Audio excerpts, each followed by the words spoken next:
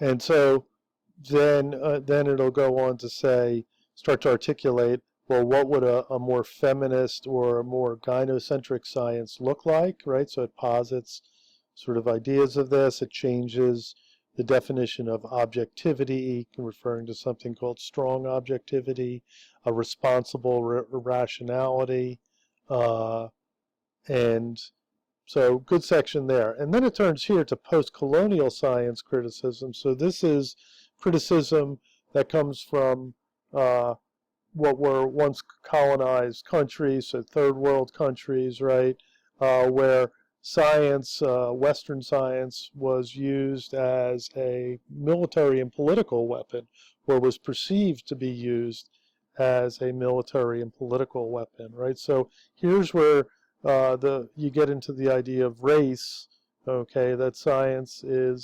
operates in a racist way and perhaps has inherent sort of racist attitudes, just like the feminist critique implies that science has inherent sexist attitudes.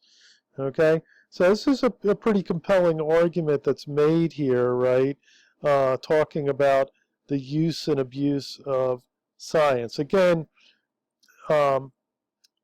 colonial history is pretty bad across the board, right?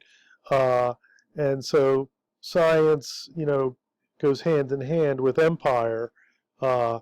Darwin's journey, Voyage of the Beagle, in the early 19th century is an example of that.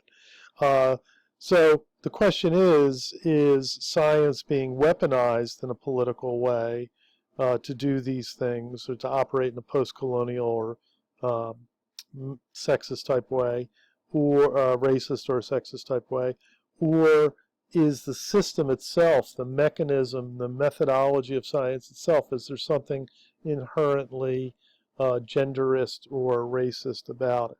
That's the question you want to ask yourself. So it goes into science and empire, right? Goes over the evidence for this argument, imperial geography, what happens under colonialism, okay?